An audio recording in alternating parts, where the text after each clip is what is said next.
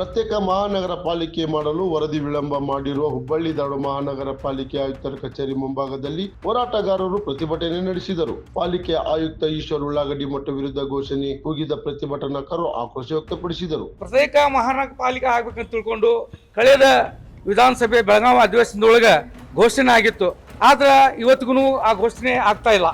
ಅದಕ್ಕೆ ನಾವು ಹಲವಾರು ಇಲ್ಲಿ ಎಲ್ಲ ಈ ಸೇರಿರ್ತಕ್ಕಂಥ ಎಲ್ಲ ಮಿತ್ರರು ಸೇರಿಕೊಂಡು ಹಲವಾರು ವರ್ಷಗಳಿಂದ ಈ ಹೋರಾಟವನ್ನು ಮಾಡ್ಕೊಂಡು ಬಂದರೂ ಕೂಡ ಈ ಪ್ರಪೋಸಲನ್ನು ಇವತ್ತಿಗೂ ಕಳಿಸ್ತಾ ಇಲ್ಲ. ಅದಕ್ಕೆ ಇವತ್ತು ನಾವು ಕಮಿಷನರ್ನ ಕಾಣಿದಾಗ ಅವರು ಈಗ ಕಳಿಸ್ತೇನೆ ಆ ಕಳಿಸ್ತೇನೆ ಅನ್ಕೊಂತ ಈಗ ಒಂದು ತಿಂಗಳದಿಂದ ನಮಗೆ ಕೇವಲ ಬರೋದು ಹೋಗೋದು ಇದಾಗಿದೆ.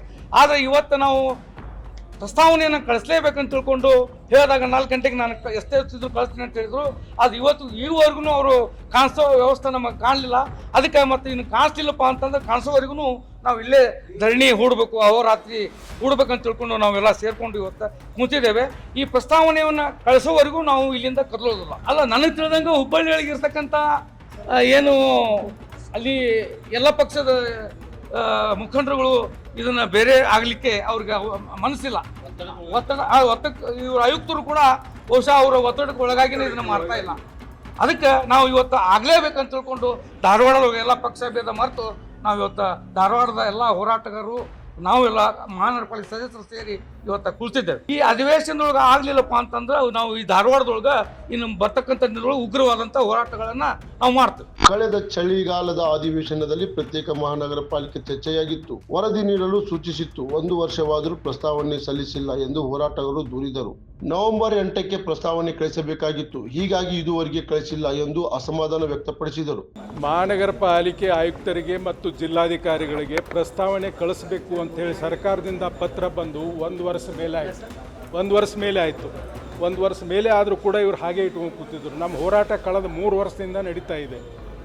ಈಗ ನಮ್ಮ ವಿನಯ್ ಕುಲಕರ್ಣಿ ಅವರು ಮೀಟಿಂಗ್ ಮಾಡಿ ಕಳಿಸ್ಲಿಕ್ಕೆ ಹೇಳಿದಾಗ 2 ತಿಂಗಳಿಂದ ಹೇಳಿದಾಗ 15 ದಿವಸದಲ್ಲಿ ಕಳಿಸ್ತೀವಿ ಅಂತ ಹೇಳಿ, ಈಗ ಅದು ಆಗಿ ಮತ್ತೆ 2 ತಿಂಗಳಾದರೂ ಕೂಡ ಇವರು ಕಳಿಸ್ತಾ ಇಲ್ಲ. ನಾವು ಬಂದು 2-3 ಸಾರಿ ಭೇಟಿ ಆದರೂ ಕೂಡ ಬರೀ ಏನೋ ಒಂದು ಹೇಳ್ತಾ ಇದ್ದಾರೆ.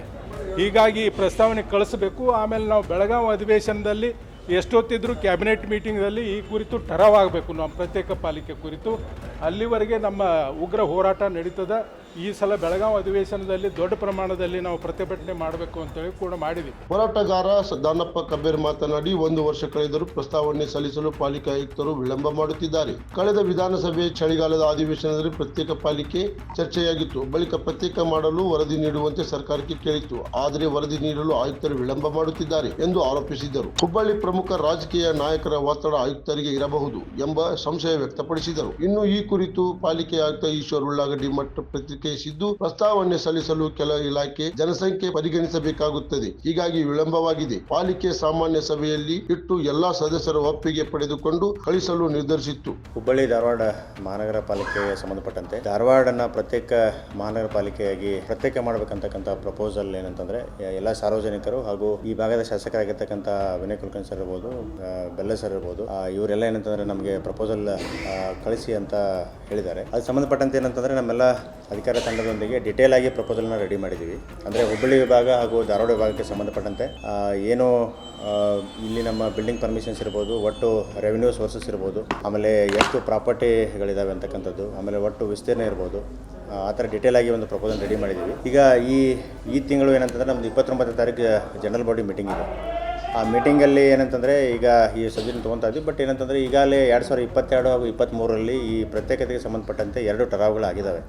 ಹಾಗಾಗಿ ಇವತ್ತೇನಂತಂದರೆ ಅದೇ ಠರಾವನ್ನು ನಾವು ರೆಫರೆನ್ಸ್ ತೊಗೊಂಡು ಇವತ್ತು ಪ್ರಪೋಸಲನ್ನು ಮಾನ್ಯ ಸರ್ಕಾರನೂ ಸಹಿತ ಇದ್ರ ಬಗ್ಗೆ ವರದಿ ಕೇಳಿದೆ. ಹಾಗಾಗಿ ಮಾನ್ಯ ಸರ್ಕಾರಕ್ಕೆ ನಾವು ಸಲ್ಲಿಸ್ತಾ ಇದ್ದೀವಿ.